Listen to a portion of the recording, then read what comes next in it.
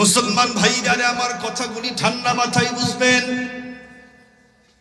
এরপরে আল্লাহ পাক রব্বুল আলামিন বিশ্ব নবীকে আমাদের ভিতরে পাঠায়া দিয়ে আল্লাহ পাক ঘোষণা করে দিলেন, লাকাদ মান্নাল্লাহু আলাল মুমিনিনা ইয বা'আসা ফীহিম রাসূলা। আমি বিশ্ব নবীকে তোমাদের মাঝে পাঠায়া সবচাইতে দামি স্পেশাল নিয়ামত তোমাদেরকে দিলাম। ও মুসলমান, খুব ভালো করে বুঝবেন, আল্লাহ পাক রব্বুল আলামিন আমাদেরকে যেই নবী দিলেন, আপনারা বলেন তো দেখি, এটা কিন্তু সবচাইতে দামি এবং স্পেশাল নিয়ামত। এই নবীও এক নম্বরের নবী আল্লাহ পাক আমাদেরকে দিয়া দিলেন। মুসলমান ভাইরা আমার কথাগুলি খুব ভালো করে বুঝবেন। আল্লাহ পাক রব্বুল আলামিন বিশ্ব নবীর পাওয়ার এবং মর্যাদা কি পরিমাণে বাড়ায় দিয়েছে। আল্লাহ পাক রব্বুল আলামিন এই পৃথিবীর বুকে বিশ্ব নবীকে পাঠাবেন, তবে অনেক দামি জিনিস। এই জিনিসটা ফিরি ফিরি দিলে কিন্তু পৃথিবীর কোনো মানুষ কদর করবে না। এজন্য আল্লাহ পাক বলেন, আমার কাছে চাইতে হবে, তবে সব মানুষ চাইলে কিন্তু দিব না। আমার কাছে যেই ব্যক্তি গ্রহণযোগ্যতা, আমার কাছে যেই ব্যক্তি অনেক দাম, গ্রহণযোগ্য ব্যক্তি যদি চায়, তাহলে অবশ্যই বিশ্ব নবীকে আমি আল্লাহ পাক পাঠায়া দিয়া দিব। এজন্য আল্লাহ পাক রব্বুল আলামিন হযরত ইব্রাহিম খলিলকে আদেশ করলেন, ইব্রাহিম তুমি আমার ঘর বাইতুল্লাহ নির্মাণ করো। ও মুসলমান, হযরত ইব্রাহিম খলিলুল্লাহ দীর্ঘদিন পর্যন্ত আল্লাহ পাকের ঘর বাইতুল্লাহ নির্মাণ করলেন। তার সন্তান ইসমাইল জবিহুল্লাহকে নিয়ে দীর্ঘদিন পর্যন্ত আল্লাহ পাকের ঘর বাইতুল্লাহ নির্মাণ করলেন। যখনই বাইতুল্লাহ কমপ্লিট হয়ে গেল, আল্লাহ পাক রব্বুল আলামিন তার অন্তরের ভিতরে ঢুকিয়ে দিলেন, ও ইব্রাহিম খলিল, তুমি তো অনেক বড় কাজ করেছো। এজন্য আমি আল্লাহ পাক রব্বুল আলামিন তুমি এখন যা চাইবে আমি আল্লাহ পাক তোমাকে তাই দান করে দিয়া দিব। হযরত ইব্রাহিম খলিলুল্লাহ চিন্তা করলেন, একবার চাইতে চাইতে বৃদ্ধ বয়স হয়ে গিয়েছিল। বৃদ্ধ বয়সে চাইতে চাইতে আমি ইসমাইল জবিহুল্লাহকে পেয়েছিলাম, তবে এখন যদি চাই আমি কোনো ছোট খাটো জিনিস চাইব না, আমি আল্লাহ পাকের কাছে চাইব হাবিবুল্লাহ। সঙ্গে সঙ্গে মুসলমান ভাইরা আমার, ইব্রাহিম খলিল আল্লাহ পাকের কাছে হাত উঠাইলেন, রব্বানা ওয়াবা'থ ফীহিম রাসূলাম মিন আনফুসিহিম ইয়াতলু আলাইহিম আয়াতিকা ওয়া ইউআল্লিমুহুমুল কিতাবা ওয়াল হিকমাতা ওয়া ইউযাক্কিহিম ইন্নাকা আনতাল আজিজুল হাকীম। ইব্রাহিম খলিল আল্লাহ পাকের কাছে দোয়া করলেন, ওগো আল্লাহ পাক রব্বুল আলামিন, বিশ্ব নবীকে তুমি তাদের মাঝে পাঠায়া দাও। আল্লাহ পাক রব্বুল আলামিন হযরত ইব্রাহিম খলিলুল্লাহর দোয়া কিন্তু মঞ্জুর করে নিলেন। কিন্তু মজার বিষয় হলো, খুব ভালো করে বুঝবেন, দোয়া করে ইব্রাহিম খলিলুল্লাহ, আমিন আমিন বলে সুপারিশ করে ইসমাইল জবিহুল্লাহ। যেই ঘরটাকে সামনে নিয়ে দোয়া করে তার নাম হলো বাইতুল্লাহ, যার কাছে দোয়া করে তার নাম হলো আল্লাহ। দোয়া করে ইব্রাহিম খলিলুল্লাহ, আমিন আমিন বলে সুপারিশ করে ইসমাইল জবিহুল্লাহ। যেই ঘরটা সামনে নিয়ে দোয়া করে তার নাম বাইতুল্লাহ, যার কাছে দোয়া করে তার নাম আল্লাহ। আল্লাহ পাক বলে, আমিও খুশি হয়ে পাঠিয়ে দিলাম হাবিবুল্লাহ। আল্লাহু আকবার, আল্লাহু আকবার বলেন। মুসলমান ভাইরা আমার কথাগুলি খুব ভালো করে বুঝবেন। ইব্রাহিম খলিলুল্লাহ, খলিলুল্লাহ মানেও তো আল্লাহ পাকের বন্ধু, হাবিবুল্লাহ মানেও আল্লাহ পাকের বন্ধু।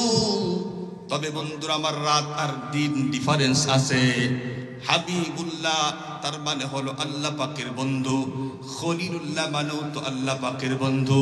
খলিলুল্লাহ তাকে বলা হয় যিনি 24 ঘন্টায় আল্লাহ পাক রব্বুল আলামিনকে খুশি করার জন্য ব্যস্ত।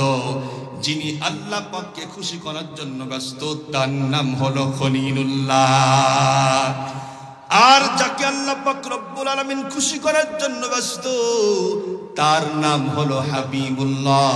খুব ভালো করে বুঝবেন, হযরত ইব্রাহিম আলাইহিস সালাতু ওয়াস সালাম অনেকবার আল্লাহ পাক রব্বুল আলামিনকে খুশি করার জন্য নিজে ব্যস্ত হয়ে গিয়েছিলেন। আপনারা কিন্তু সকলেই জানেন হযরত ইব্রাহিম খলিল আল্লাহ পাকের খুশির জন্য অগ্নিকুণ্ডের ভিতরে কিন্তু আগুনের মধ্যে ঝাঁপ মেরেছিলেন। আপনারা জানেন না? আল্লাহ পাকের খুশির জন্য অগ্নিকুণ্ডের ভিতরে ঝাঁপ মেরেছিলেন। আল্লাহ পাক খুশি হয়ে গেলেন, আগুনকে ইনফরমেশন করলেন, কুলনা ইয়া নার কুলনা ইয়া নারু কুনি বারদাও ওয়া সালামান আলা ইব্রাহিম। হে আগুন, তুমি আমার খলিল দোস্তের জন্য আরামদায়ক ঠান্ডা হয়ে যাও। আল্লাহু আকবার বলেন, আল্লাহু আকবার। এরপরে মুসলমান দীর্ঘদিন পর্যন্ত আল্লাহ পাকের কাছে অ্যাপ্লিকেশন করে বৃদ্ধ বয়সে একটা সন্তান পেয়েছিলেন, তার নাম হলো ইসমাইল জবিহুল্লাহ। আল্লাহ পাকের হুকুমে আল্লাহ পাককে রাজি এবং খুশি করার জন্য আল্লাহ পাক রব্বুল আলামিনকে খুশি করার জন্য কিন্তু কুরবানি করতে দ্বিধাবোধ করে নাই। তার মানেই হলো সবচাইতে বেশি আল্লাহ পাককে ভালোবাসে ইব্রাহিম খলিল। নিজের জান দিয়ে হলে, নিজের মাল দিয়ে হলেও, নিজের সন্তানকে কুরবানি করে হলেও আল্লাহ পাককে খুশি করাবো। আল্লাহ পাক তো নিজেই বলেছেন, ওয়াল্লাযীনা আমানু আশাদ্দু হুব্বাল লিল্লাহ। যারা সবচাইতে বেশি ঈমানদার মুত্তাকির পরহেজগার তারাই তো সবচাইতে বেশি আমি আল্লাহ পাককে मोहब्बत করে। अगर खाहम के राज़े दिल बगुयम जानो मियाबम वगर जाए शवद पैदा तुरा तन्हा नमियाबम वगर याबम तुरा तन्हा वहम शवद जाए पैदा बखुशी कम कुनम खुदरा वमन खुदरा नमीदानम इश्क अव्वल दर दिले माशूक पैदा मी शवद ताना सूजद शमअ कई परवान शैदा मी शवद जो जलाता है किसी को ओ भी जलता है जरूर शमा भी जल जाते हैं परवाना जल जाने के बाद। मुसलमान भाईरा আমার তাহলে ইব্রাহিম খলিলুল্লাহ বলা হয় তাকে, যিনি 24 ঘন্টায় আল্লাহ পাককে খুশি করার জন্য ব্যস্ত। শুধু ইব্রাহিম খলিলুল্লাহ না, মুসা কালিমুল্লাহ তো আল্লাহ পাককে খুশি করার জন্য ব্যস্ত ছিলেন। সূরা তাহা খুলে দেখেন, 83 নম্বর আয়াত 84 নম্বর আয়াতে কারিমা খোলেন, দেখেন কি আছে। আল্লাহ পাক একবার মুসা পয়গম্বরকে ডাকলেন, মুসা তুমি তোমার বিশেষ কিছু উম্মতদেরকে নিয়ে তুর পর্বতে আসো, 40 দিন ইতিকাফ করো, আমি তোমাকে খুশি হয়ে তাওরাত কিতাব দান করে দিব। যখনই বলছে আমার কাছে আসো, উম্মতদেরকে রেখেই একটা দৌড় দেয়া উনি চলে গেছে। আল্লাহ পাক জিজ্ঞাসা করলো, মা আজালাকা আন কওমিকা ইয়া মুসা, হে মুসা তুমি তোমার উম্মতদেরকে রেখেই চলে আসলা কেন? ওদেরকে নিয়ে আসতা। আল্লাহ পাকের এই পয়গম্বর মুসা কালিমুল্লাহ বলে ওমা আজালাকা আন কওমিকা ইয়া মুসা ক্বালা হুম উলাই আলা আসারি ওয়া আজিলতু ইলাইকা রাব্বি লিতারদা। ওগো আল্লাহ, ওই তারা তো আসবে তো, তবে আমি আগেই আপনার কাছে আসছি একটা কারণে, সেটি হলো আমার দিনের ইচ্ছা। ওরা তো সকলে আসতেছে, তবে আমি আপনার কাছে আগেই আসছি একটা কারণে, যেন আল্লাহ আপনি আমার প্রতি রাজি এবং খুশি হয়ে যান। মুসা কালিমুল্লাহ আল্লাহ পাককে খুশি করার জন্য ব্যস্ত। আমি আপনাদের জিজ্ঞেস করি, বলেন তো দেখি, আমরা এখানে আসছি একমাত্র কার জন্য আসছি? আল্লাহ পাকের খুশির জন্য আসছি। আমি হজ করে কেন করি, যাকাত কেন দেই, মাদ্রাসা কেন তৈরি করলাম, কেন ছেলেকে হাফেজ বানাবো? সবকিছুর একটাই টার্গেট, সেটি হলো যেন আল্লাহ পাক খুশি হয়। পৃথিবীর সব মানুষ এবং সব রাসূল আল্লাহ পাককে খুশি করার জন্য ব্যস্ত, কিন্তু আল্লাহ পাক বিশ্বনবীকে বলেন, ওগো রাসূল যে কোনো মূল্যে হোক না কেন আমি আপনার মুখ মলিন দেখতে চাই না, খুশি দেখতে চাই। আপনি যা চান তাই দিব, দিতেই থাকবো যতক্ষণ না পর্যন্ত আপনি রাজি এবং খুশি না হবেন, অতক্ষণ পর্যন্ত আমি আল্লাহ আপনাকে দিতেই থাকবো। আল্লাহু আকবার বলেন। সূরাতুদ দুহা খুলে দেখেন, ওয়ালা সাউফা ইউতিকা রাব্বুকা ফাতারদা। রাসূল, আমি আল্লাহ পাক আপনাকে অচিরে এমন কিছু জিনিস দিব আপনি খুশি হয়ে যাবেন। যখনই বললেন যতক্ষণ না খুশি হবেন অতক্ষণ পর্যন্ত দিতেই থাকবো। বিশ্বনবীও সুযোগ পেয়ে গেল যে আল্লাহ তুমি যেহেতু বলেই দিয়েছো, আমি খুশি না হওয়া পর্যন্ত তুমি দিতেই থাকবা। এজন্য আল্লাহ পাকের কাছে উনি অ্যাপ্লিকেশন করলেন। দেখেন উম্মতের জন্য বিশ্বনবীর অন্তরে কি পরিমাণে মহব্বত। আল্লাহর কাছে বললেন, আল্লাহ যতক্ষণ না পর্যন্ত আমার একটা গুনাহগার উম্মত জাহান্নামে থাকবে অতক্ষণ পর্যন্ত আমি বিশ্বনবী কশিন কালেও রাজি এবং খুশি হব না। আল্লাহু আকবার, আল্লাহু আকবার বলেন। উনি পৃথিবীর কোনো কিচ্ছু চাইলেন না, আল্লাহর কাছে চাইলেন আমাদেরকে, আল্লাহ সবগুলি উম্মতদেরকে জান্নাতে ঢুকায় দাও। আমরা হলে কি বলতাম? আমরা বলতাম আল্লাহ এমপি মন্ত্রী বানায় দাও, তাই না?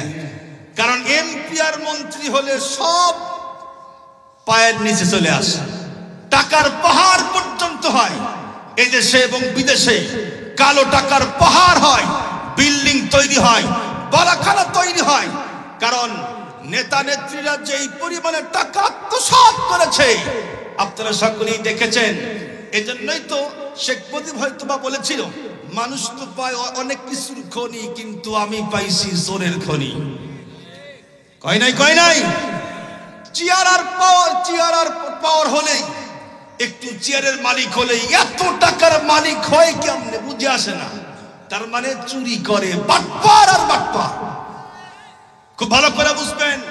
কিন্তু বিশ্বনবী বললেন, আল্লাহ আমি কিছুই চাই না, আমাকে খুশি দেখতে হলে আমার সবগুলো উম্মতদেরকে জান্নাতে ঢুকাইতে হবে। আল্লাহু আকবার, আল্লাহু আকবার বলেন। মুসলমান ভাইরারে আমার কথাগুলি ভালো করে বুঝবেন। আল্লাহ পাকের কাছে ইব্রাহিম খলিলুল্লাহ দোয়া করলেন, সঙ্গে সঙ্গে আল্লাহ পাক রব্বুল আলামিন খুশি হয়ে বিশ্বনবীকে পৃথিবীর বুকে পাঠায়া দিবেন। তবে সব জায়গার ভিতরে কিন্তু অনেক দামি জিনিস আমার পয়গম্বর স্পেশাল নিয়ামত, সব জায়গার ভিতরে কিন্তু পাঠানো যাবে না। বিশ্বনবীকে পাওয়ার জন্য ও মুসলমান রাত পর্যন্ত আল্লাহ পাকের কাছে দোয়া করলে, আল্লাহ তুমি আমার মধ্যে পাঠায়া দাও। দিন পর্যন্ত আল্লাহ পাকের কাছে দোয়া করলেন, ওগো আল্লাহ পাক রব্বুল আলামিন বিশ্বনবীকে আমার ভিতরে পাঠায়া দাও। রাত এবং দিনের দোয়া আল্লাহ পাক রব্বুল আলামিন কবুল করে এমন একটা সময়ের ভিতরে পাঠায়া দিলেন, তখন রাত না দিন না সুবহে সাদেক। বিশ্বনবীকে আল্লাহ পাক রব্বুল আলামিন পৃথিবীর বুকে পাঠাবেন, তবে সবচাইতে দামি জিনিস সব বংশের ভিতরে পাঠানো যাবে না। আল্লাহ পাক রব্বুল আলামিন বলেন, সবচাইতে দামি বংশ হলো কুরাইশ বংশ। এই বংশের ভিতরে বিশ্বনবীকে আমি আল্লাহ পাক পাঠায়া দিয়া দিলাম।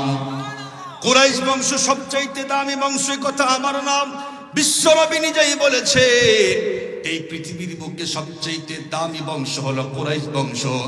কয়েক আল্লাহ পয়গম্বর বলেন, কুরাইশ বংশ সব বংশের থেকে 7টা কারণে আল্লাহ পাক অনেক দামি করে বানাইছেন।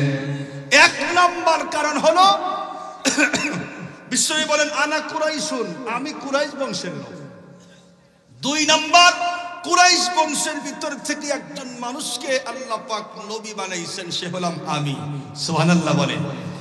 3 নম্বর হলো বিশ্বনবী বলেন যে কুরাইশ বংশের সকল মানুষের দায়িত্ব হলো, যখন এই পৃথিবী থেকে যত মানুষ হজ করার জন্য বাইতুল্লাহ যাবে, আল্লাহ পাক রব্বুল আলামিন সব এই হাজী সাহেবগণকে কুরাইশ বংশের দায়িত্ব হলো জমজমের কূপের পানি পান করাবে।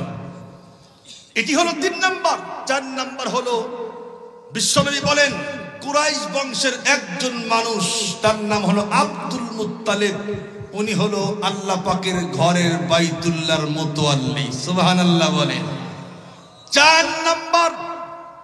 5 নম্বর বিশ্বনবী বলেন, কুরাইশ বংশকে আল্লাহ পাক হস্তি বাহিনীর উপরে বিজয় দান করছিল, তাই না? সূরাতুল ফিল খুলে দেখেন, আল্লাহ পাক কি বলেছেন, আলাম তারা কাইফা ফাআলা রাব্বুকা বিআসহাবিল ফিল। হস্তি বাহিনী আবরাহা বাদশা আল্লাহ পাকের ঘর বাইতুল্লাহ ধ্বংস করার জন্য আসছিল না? আল্লাহ পাক রব্বুল আলামিন তাদেরকে সমূলে ধ্বংস করে দিয়েছেন। আল্লাহ পাক বলেন তয়রান আবাবিল, ঝাঁকে ঝাঁকে আমি আল্লাহ পাক পাখি পাঠাইয়া দিয়েছিলাম। আর প্রত্যেকটা পাখির দুই পায়ের ভিতরে ছিল দুইটা বোম, মুখের ভিতরে ছিল একটা বোম।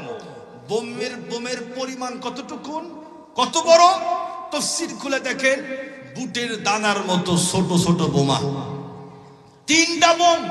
আর প্রত্যেকটা বোমের গায়ের মধ্যে লেখা আছে যে এই বোমটা ওই কলিমুদ্দির উপরে ফালাইবে, এই বোমটা সলিমুদ্দির উপরে ফালাবে। প্রত্যেকটা বোমের গায়ে লেখা ছিল। খুব ভালো করে বুঝবেন, আল্লাহ পাক বলেন যখন তাদেরকে বোম নিক্ষেপ করা হয়েছিল, কাসফিম মাকুল, আপনারা সকলেই জানেন ভুসি তো এমনিতে তার অস্তিত্ব নাই, তাই না? এমনিতে অস্তিত্ব নাই। এরপরে যখন গরু ভুসিকে চাবানি মারে, এর অস্তিত্ব কিন্তু আর টিকে থাকে না। আল্লাহ পাক বলেন কাসফিম মাকুল, যেই সমস্ত নাস্তিক আর বেঈমানরা আমার ঘরকে ধ্বংস করার জন্য আসছিল, আমি তাদের উপরে বোম নিক্ষেপ করে তাদের অস্তিত্ব বিলীন করে দিয়েছি। এখান থেকে শিক্ষা গ্রহণ করা দরকার। যেই সমস্ত বেঈমান মসজিদ মাদ্রাসা ওলামায়ে কেরামের উপরে আক্রমণ করতে চায়, মামলা হামলা দিতে চায়, আল্লাহ পাক বলেন বেশি বাড়া ভালো না, বেশি বাড়া কিন্তু ভালো না। নমরুদকে ধরেছিলাম, পৃথিবীর কোনো মানুষ ছাড়াইতে পারে নাই, পারছে? আপনারা দেখেন নাই?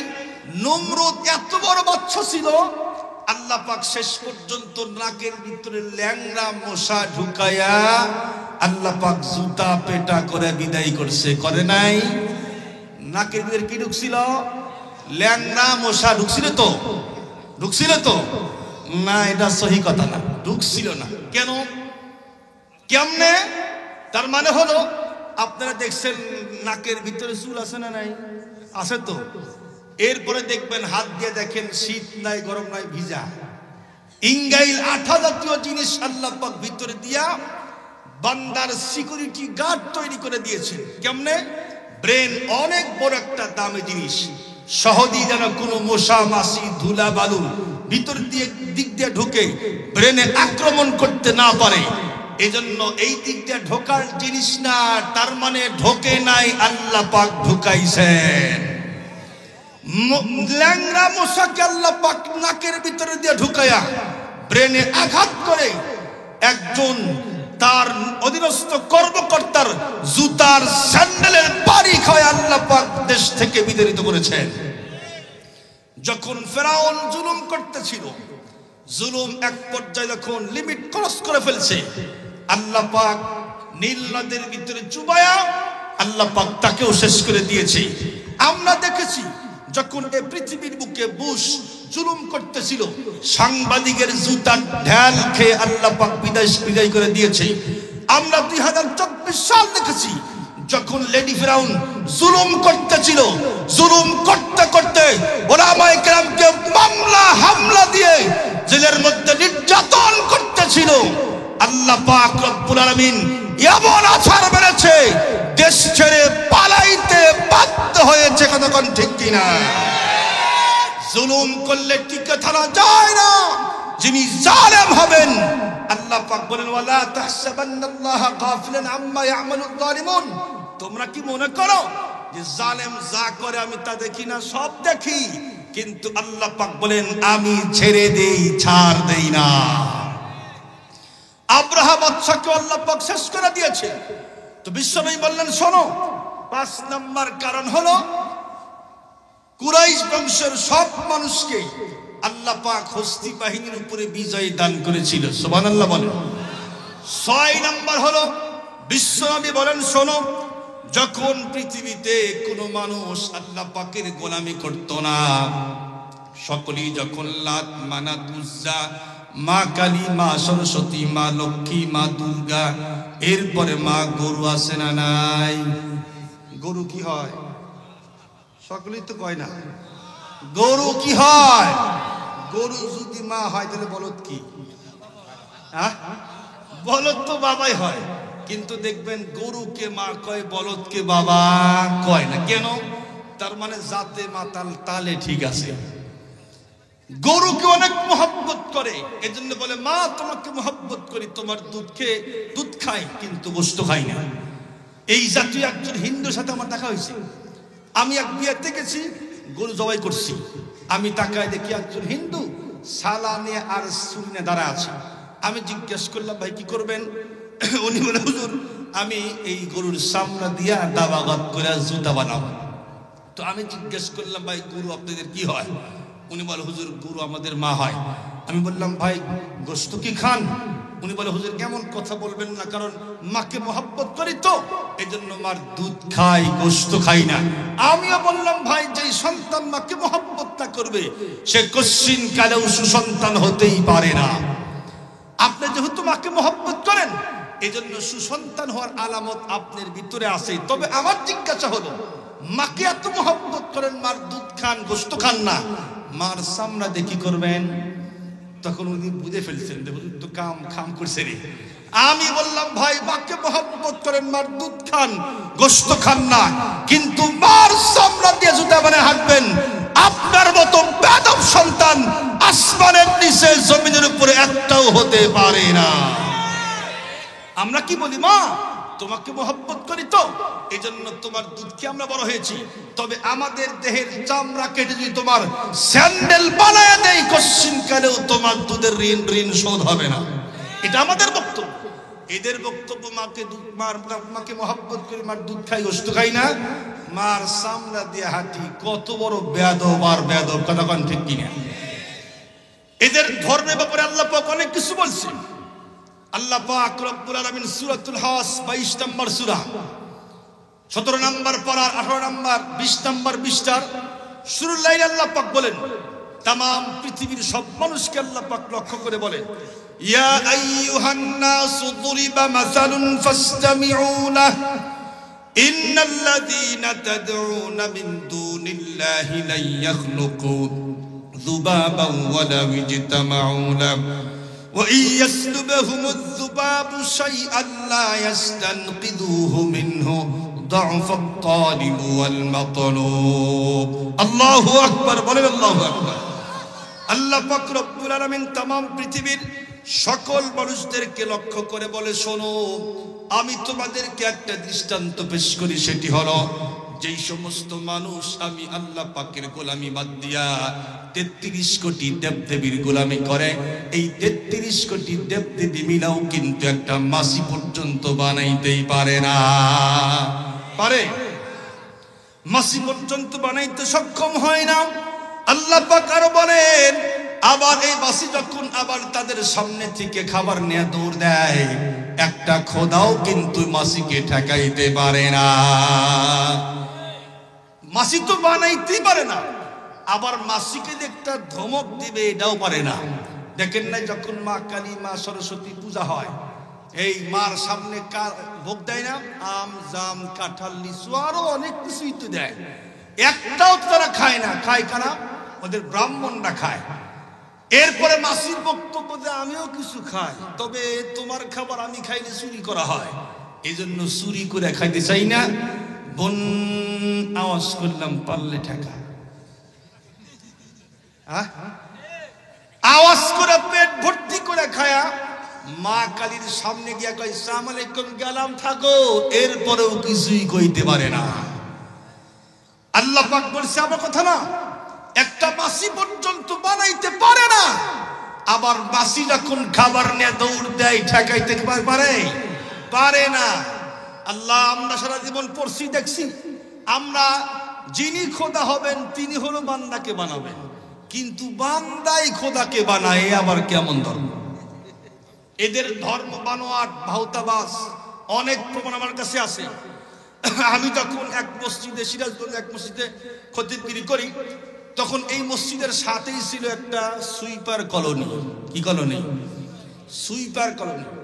এদের একজন ব্রাহ্মণ ছিল, মৌসো লম্বা, দাড়িও লম্বা। তো আমি একদিন তাকায় দেখি মসজিদের সামনে শীতের মৌসুম, রোদ লাগতেছে, তো এই সামনে চাটি পাটায় কি করে এটা চট পেরে ওদের ধর্মের কিতাব তিলাওয়াত করে। আমি জিজ্ঞেস করলাম, আঙ্কেল কি পড়েন? উনি বলে, হুজুর আমাদের ধর্মের কিতাব পড়ি। আমি বললাম, একটা সত্য কথা বলবেন, আপনাদের কোন ধর্মের কিতাবের মধ্যে কি আছে মূর্তির পূজার কথা? উনি তখন এদিক ওদিক তাকায় আর বলে, হুজুর কি জিজ্ঞেস করলেন? উনি কসম করে বলে, হুজুর মূর্তির পূজার কথা পৃথিবীর কোন গ্রন্থের মধ্যে নাই। আল্লাহু আকবার কোন? কোন কিতাবের মধ্যে নাই। উনি বলে, পূজা করতে হবে একমাত্র আল্লাহর। খুব ভালো করে বুঝবেন। শেষ কথা বলি, ওদের ধর্ম একদম ভানোয়ার, এরাই প্রমাণ দিয়েছে।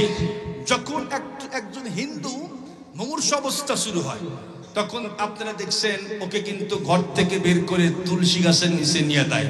আপনারা কি দেখছেন কেউ তুলসী গাছের নিচে নিয়ে গিয়া কানের ভিতরে মুখ লাগাইয়া একটা গীতা পাঠ করে? আপনারা কি শুনতে রাজি আছেন?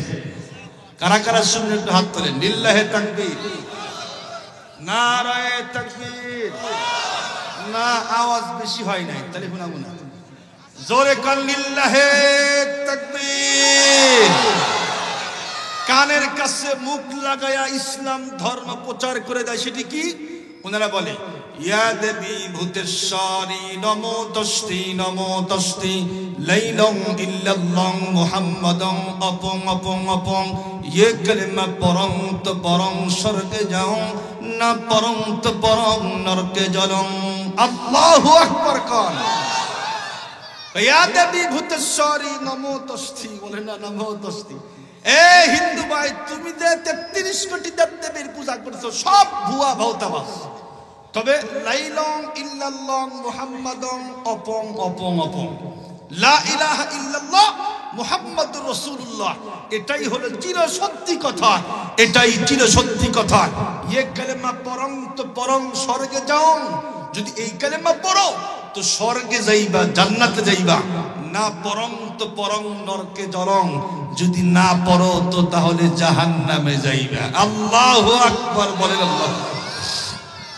মুসলমান ভাইরা, আমার লম্বা করতে চাই না, বিশ্বনবী বললেন, শোনো, 6 নাম্বার কারণ হলো, যখন পৃথিবীতে কোনো মানুষ আল্লাহ পাকের গোলামি করত না, সকলেই লাত মানাত উজ্জা পৃথিবীতে সব মূর্তির পূজা করত, তখনও কুরাইশ বংশের মানুষ টানা 10 বছর পর্যন্ত আল্লাহ পাকের গোলামি করত। এটি হলো 6 নম্বর কারণ। 7 নম্বর কারণ হলো, আল্লাহর পয়গম্বর বলেন, এই কুরাইশ বংশের নামেই আল্লাহ পাক একটা সূরা নাজিল করে দিয়েছে, সূরাতুল কুরাইশ। আল্লাহ পাক তাদের বংশের নামেই কিন্তু নাজিল করে দিয়েছে। লিইলাফি কুরাইশ ইলাফিহিম রিহলাতাশ শিতাই ওয়াস সাইফ ফালইয়াবুদু رب هذا البيت الذي أطعمهم من جوع وآمنهم من خوف।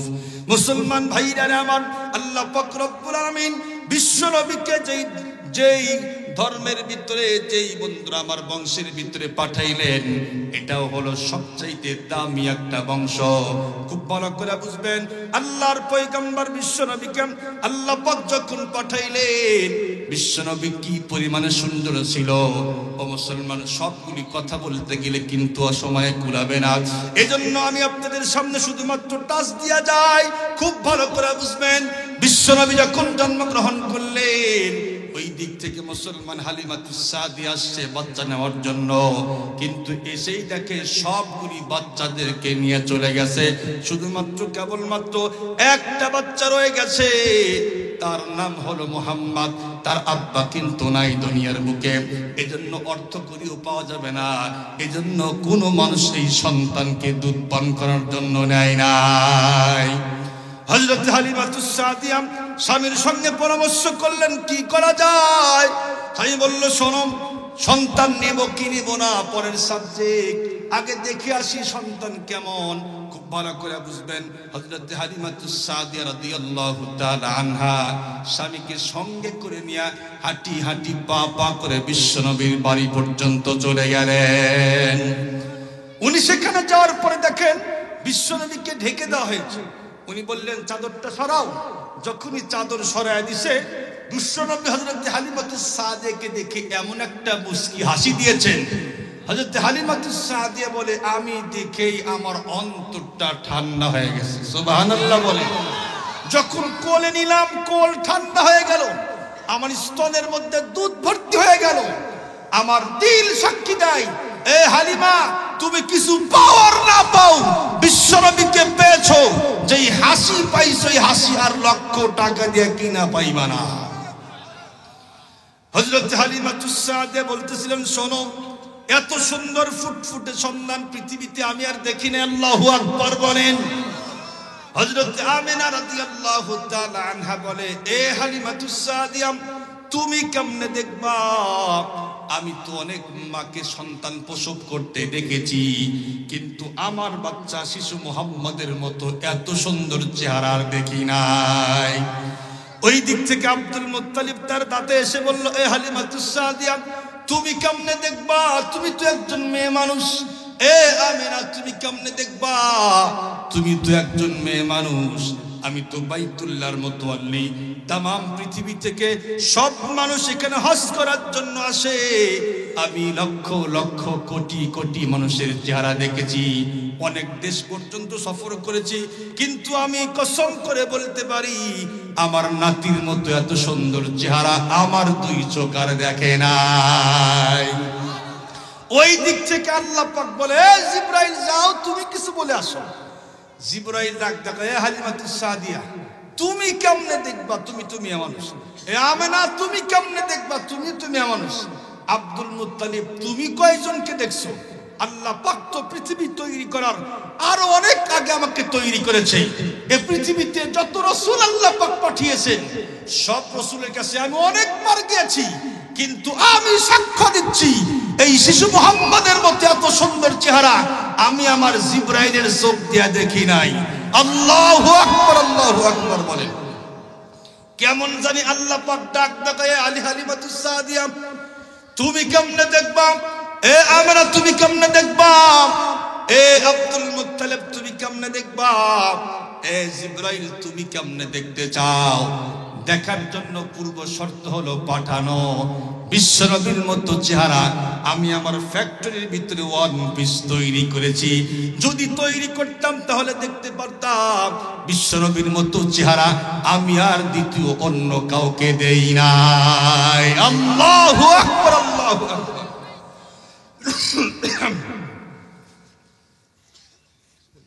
আচ্ছা, বিশ্বনবী কত সুন্দর, শুধুমাত্র টাচ দিব ভাই। আল্লাহ পাক কত বড় নিয়ামত দিয়েছেন, কত বড় নিয়ামত দিয়েছেন। হযরত আয়েশা সিদ্দিকা রাদিয়াল্লাহু তাআলা আনহা বলেন, উনি নিজের স্বামীর প্রেমে পাগল হয়ে গেছেন। আমরা তো বর্তমান জামানায় দেখতেছি নিজের স্বামীর প্রেমে পাগল না হইয়া অন্যের স্বামীর পিছ ধরে, আছে না নাই?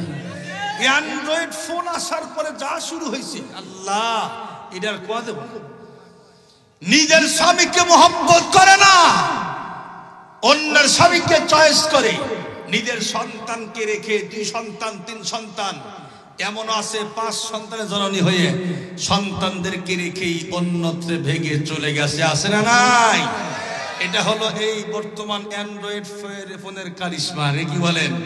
তো যাই হোক, বিশ্বনবীর প্রেমে হযরত আম্মাজান আয়েশা সিদ্দিকা পাগল হয়ে কবিতা আবৃত্তি করতেছে। লানা শামসুন ওয়ালিল আফাকি শামসুন ওয়া শামসি খায়রুম মিন শামসিস সামাই ফাইন্নাশ শামসা তাতলু'ু বা'দা ফাজরি ওয়া শামসি তাতলু'ু বা'দাল ইশাই। আম্মাজান হযরত আয়েশা সিদ্দিকা রাদিয়াল্লাহু তাআলা আনহা বলেন, এ तमाम পৃথিবীর সকল মানুষ তোমরা শোনো, তোমরা খুব ভালো করে শোনো। আসমানের একটা সূর্য আছে, আমারও তো একটা সূর্য আছে, তবে আসমানের সূর্যের থেকে আমার সূর্য হলো 1000 গুণ অনেক বেশি ভালো। আসমানের সূর্য উদয় হয় ফজরের নামাজের পরে, আর আমার সূর্য উদয় হয় হলো এশার নামাজের পরে। মুসলমান ভাইরা রে আমার, আম্মাজান হযরত আয়েশা সিদ্দিকা রাদিয়াল্লাহু তাআলা আনহা বলেন, একদিন বিশ্বনবী একদিন এশার নামাজের পরে ঘরের ভিতরে ঢুকছেন। আমি বিশ্বনবীর দেহ মোবারকের আলো দিয়া শুয়ের ভিতরে সুতা ঢুকাইয়াছিলাম। সুবহানাল্লাহ, চেহারার আলো দিয়ে শুয়ের ভিতরে সুতা ঢুকাইতো। আমরা তো দিনের বেলায় ঢুকাইতেই পারি না, পারি তো না। চশমা লাগায় আবার নাতিকে ডাক দি, দেখতো বাবা হয় না কেন? আর উনি বলেন রাত্রে এশার নামাজের পরে ঢুকছে, চেহারার আলো দিয়ে শুয়ের ভিতরে সুতা ঢুকাইছি। আল্লাহু আকবার, জোরে বলেন আল্লাহু আকবার। আম্মাজান হযরত আয়েশা সিদ্দিকা বলে, শোনো, যেই সমস্ত জুলাইখার বান্ধবীগণ ইউসুফ পয়গম্বরকে দেখে হাত কেটে ফেলেছিল, আল্লাহ পাক তো কোরআনে হাকিমের ভিতরে বলে দিয়েছেন, ফালাম্মা রাআইনাহু আকবারনাহু ওয়া কাত্তা'না আইদিয়াহুন্না ওয়া কুলনা হাশা লিল্লাহি মা হাযা বাশারা ইন হাযা ইল্লা মালাকুন কারীম।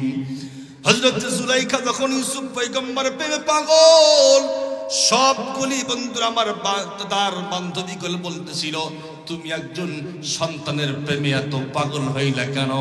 তুমি তো তাকে কিনে আনছো, তোমাদের দাস, তুমি তাকে দেখে এমন পাগল হইলা কেন?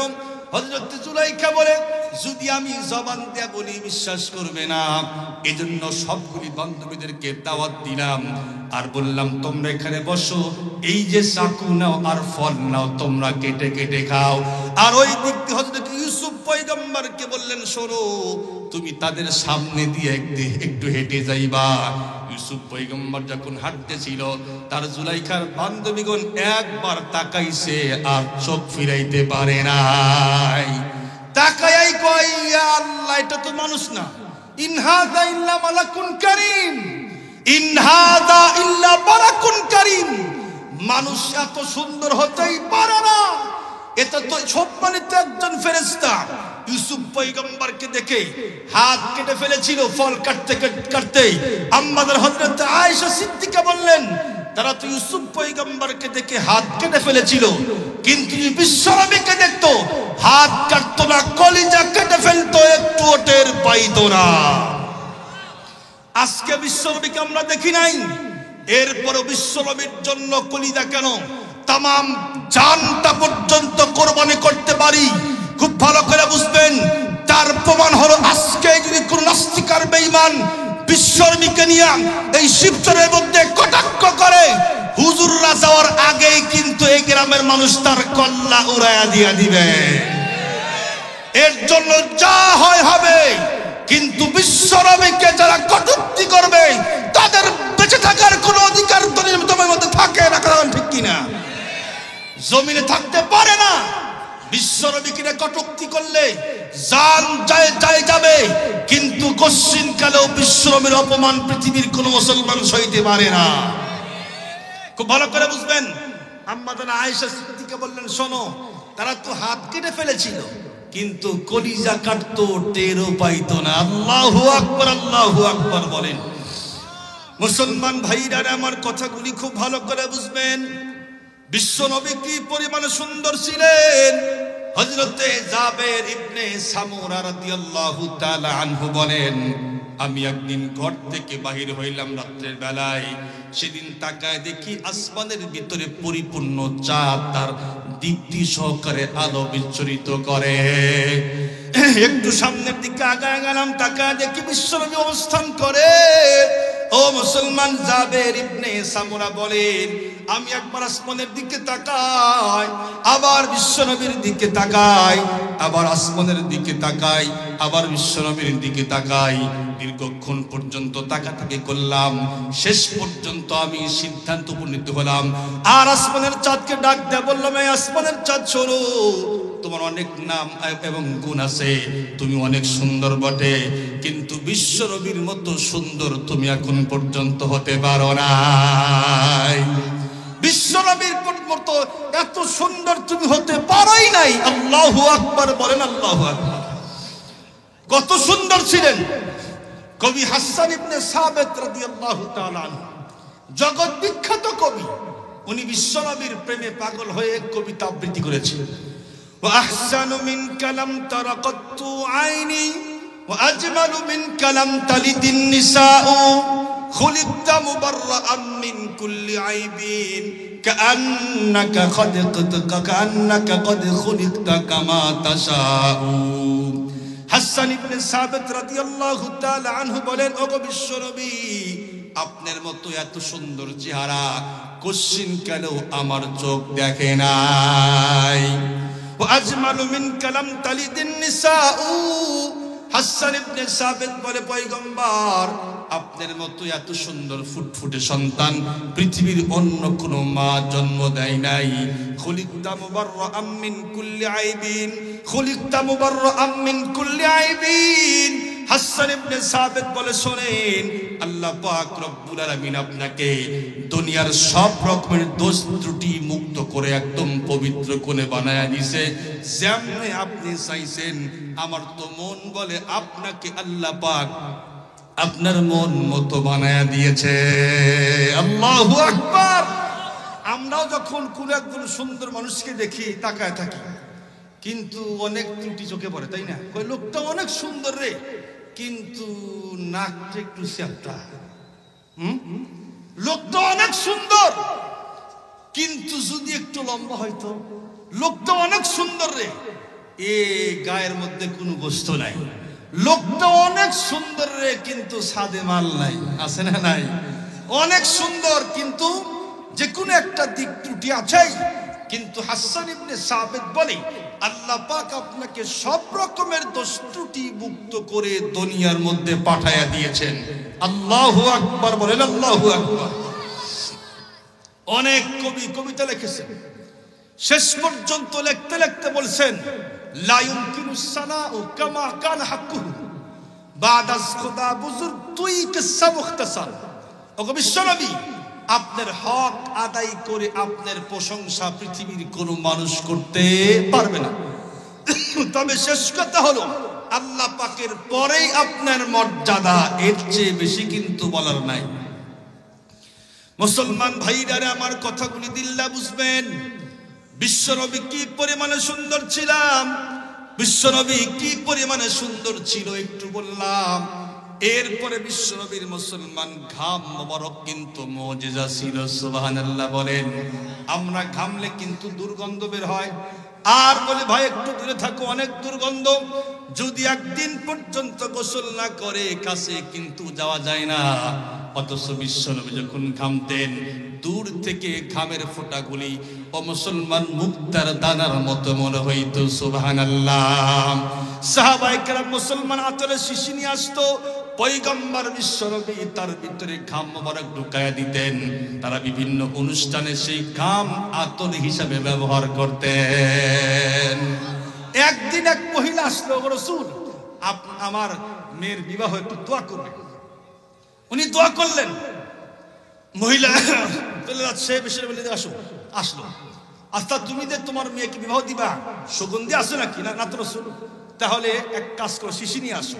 শিশি নিয়ে আসলে বিশ্বনবী একটু ঘাম মোবারক দিয়ে দিলেন। ওই ঘরের ভিতরে এত সুঘ্রাণ ছড়তেছিল, ঘরের নাম হয়ে গেছে বাইতুল মুআত্তাইন, সুঘ্রাণওয়ালা ঘর। আল্লাহু আকবার, আল্লাহু আকবার। বিশ্বনবীর থুতু মোবারক মুজিজা। আল্লাহু আকবার কোন? হযরত আলী রাদিয়াল্লাহু তাআলা আনহু, ওনার একবার চোখ উঠছে, চোখটা কয় না, তীব্র ব্যথা। বিশ্বনবী বললেন, আলী কোথায় গেছে? সাহাবায়ে কেরাম বললেন, বিশ্বনবী আলী তো শুয়ে আছে, চোখের ভিতরে তীব্র ব্যথা, এজন্য উনি উঠতে পারতেছেন না। পয়গম্বর বললেন, আলীকে ডাক দাও, আমার কাছে নিয়ে আসো। বিশ্বনবী মুখ থেকে একটু থুতু মোবারক বাহির করে চোখের মধ্যে লাগায় দিলেন। হযরত আলী বলে, আগে যেমন ছিল তার থেকে ডবল ভালো হয়ে গেল। একজন সাহাবী বলে, ওগো শুনুন, পৃথিবীর সব মানুষ শোনো, আমার পক্ষ উঠেছিল, দেহের ভিতরে গোটা উঠেছিল। পয়গম্বর বিশ্বনবী একটু থুতু মোবারক বাহির করে আমার দেহের মধ্যে লাগায় দিল, সঙ্গে সঙ্গে সব রকমের গোটা ভালো হয়ে গেছে। সুবহানাল্লাহ। উনি আলো বলে, শোনো, ভালো হওয়ার পর থেকে আমার দেহ থেকে সবসময় সুঘ্রাণ বের হতো। সাহাবায়ে কেরাম মাঝে মধ্যে আমার দেহের সঙ্গে নাক লাগাইয়া ঘ্রাণ নিত। আল্লাহু আকবার, আল্লাহু আকবার বলেন। বিশ্বনবীর হাতের টাচ পর্যন্ত মুজিজা। আল্লাহু আকবার বলেন।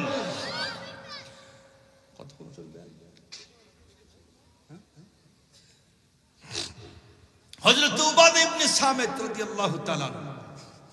মুসলমান ভাইরা আমার কথাগুলি ভালো করে বুঝবেন। হযরত উবাদা ইবনে সামিত রাদিয়াল্লাহু তাআলা আনহু বলেন, আমি একদিন হযরতে আনাস রাদিয়াল্লাহু তাআলা আনহুর বাড়িতে দাওয়াত খাওয়ার জন্য গেলাম। যখন খাবার শেষ হয়ে গেল, হযরতে আনাস রাদিয়াল্লাহু তাআলা আনহুর বাদী আমাকে একটা রুমাল দিল হাত মোছার জন্য। কিন্তু আমি তাকায় দেখি রুমালের ভিতরে পর্যাপ্ত পরিমাণ ময়লা। এই রুমাল দিয়ে বন্ধুরা আমার হাত মোছার যোগ্য না। হযরতে আনাস বললেন, এই রুমালটা সুন্দর করে পরিষ্কার করে নিয়ে আসো। হযরতে আনাস রাদিয়াল্লাহু তাআলা আনহুর বাদী এই রুমালটা নিয়ে বন্ধুরা আমার জ্বলন্ত আগুনের চুলার ভিতরে ঢুকায়া দিল। একটু পরেই বন্ধুরা আমার রুমালটা সুন্দর করে সেখান থেকে বাহির করলো।